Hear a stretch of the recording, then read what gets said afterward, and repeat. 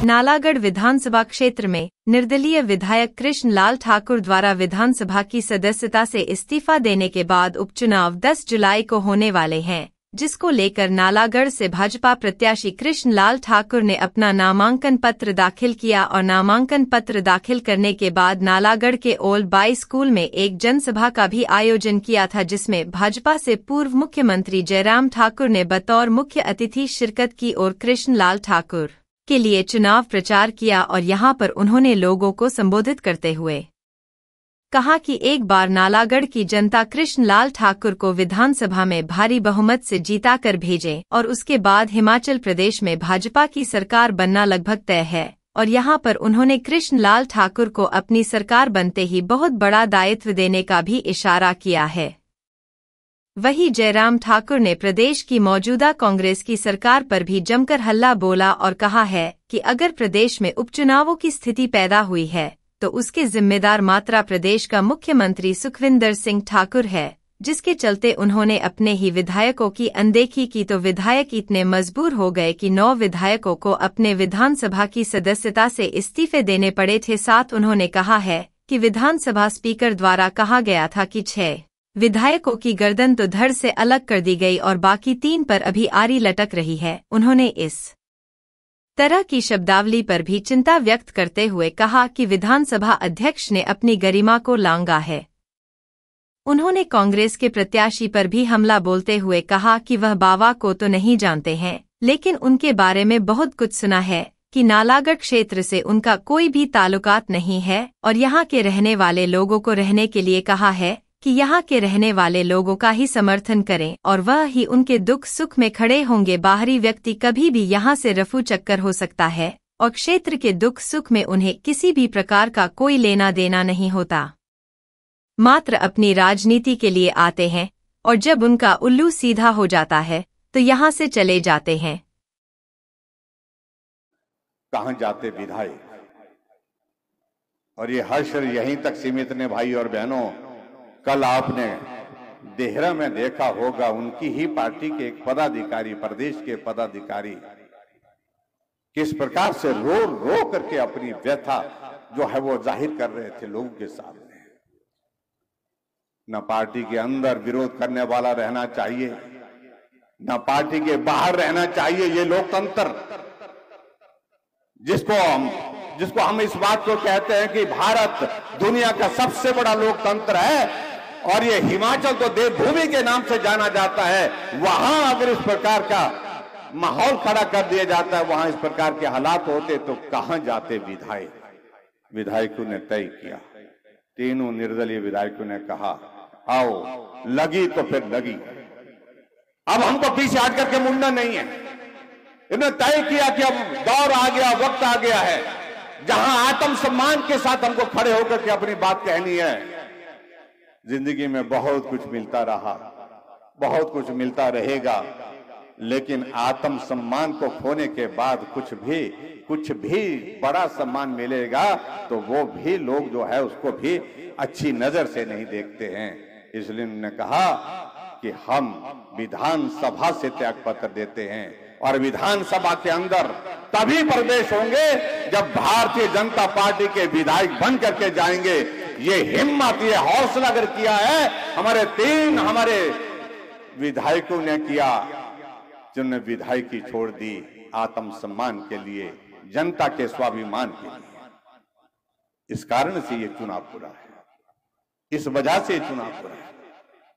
अगर ये चुनाव की बात कहेंगे, चुनाव लोकसभा के चुनाव के साथ हो सकता था, विधानसभा के 6 उपचुनाव हुए उसके साथ हो सकता था, लेकिन नहीं होने दिया।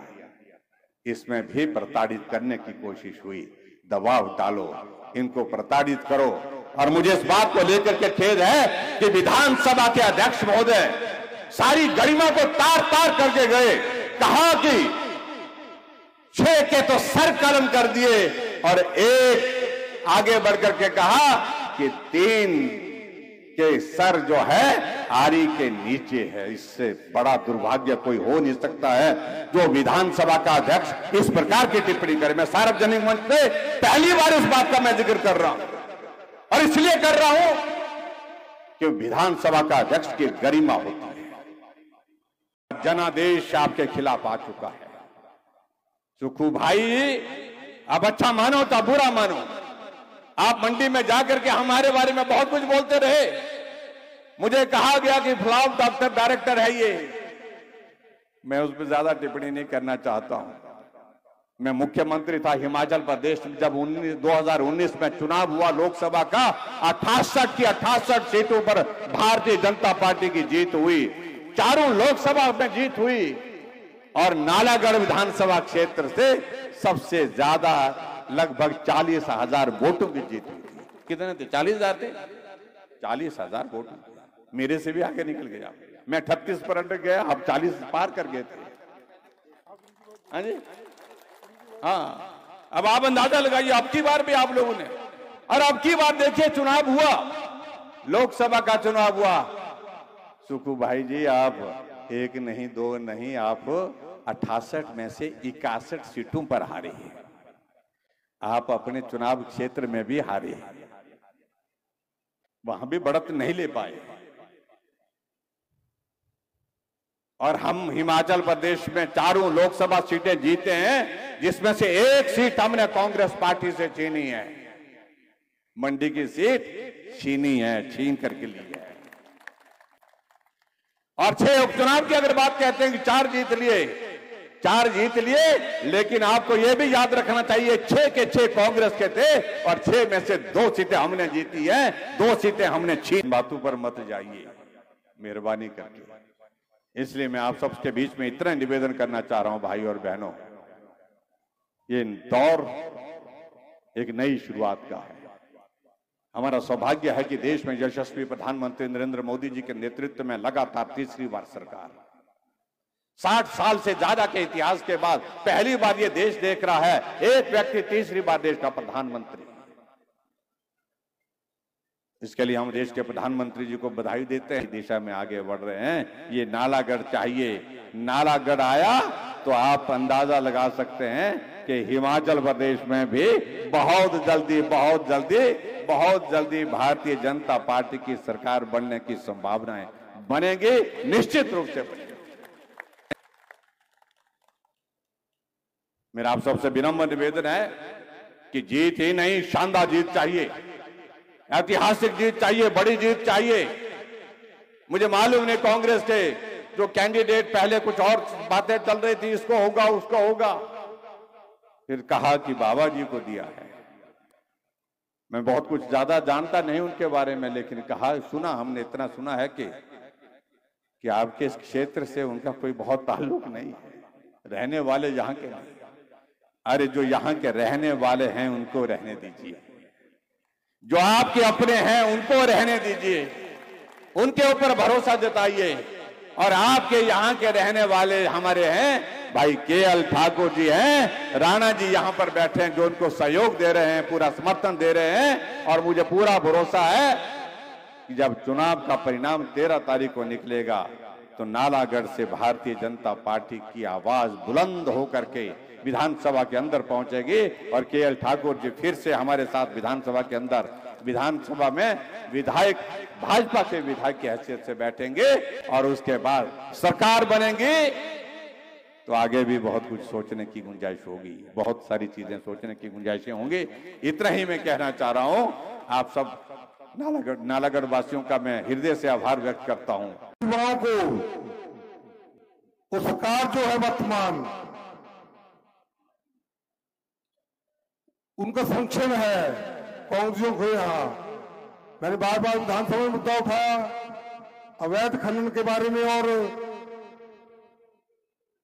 नशे के बारे में, पर सरकार ने कोई ध्यान नहीं दिया, क्यों खुद इन्वॉल्व है सरकारी तंत्र।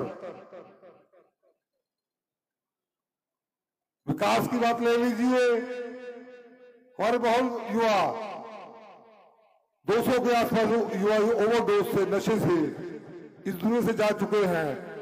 सब चीजें बेईमानी होती है अगर हम युवाओं को नहीं बचा पाए। विकास सेकेंडरी है, सबसे पहले युवा हमारे शारीरिक रूप से, मानसिक रूप से युवा जो हमारे स्वस्थ रहने चाहिए। अगर नशा है, माइनिंग है, अवैध, तो युवा दोनों चीजें इंटरलिंक्ड है। तो नहीं हमारे युवा आगे बढ़ सकते हैं, जो कि देश की हमारी युवा जो धरोहर है। बार बार हमारे निकाल लीजिए, विधानसभा में स्पीच निकाल लीजिए, प्लानिंग की मीटिंग निकाल लीजिए, जिस भी मंच में मुझे मौका मिला मैंने बोला। पार्टी भी देखी, उसका काम भी देखिए, जमानत पे रिहा है वो। एक हमारे परिवार के बारे, हमारे बारे में देखिए, जो दिन रात आपकी सेवा में लगा है। तो इसलिए आज आप भारी संख्या में आए, तो आपका कोटि कोटि धन्यवाद करता हूं। और 10 तारीख को 10 जुलाई को जो मतदान होना है, भारी संख्या में आप जो है इसका मतदान करिए और भाजपा के पक्ष में मतदान करिए। मुझे पूर्ण विश्वास है कि आप ऐसा करेंगे। धन्यवाद। जय हिंद, जय हिमाचल। युवाओं को वो सरकार जो है वर्तमान,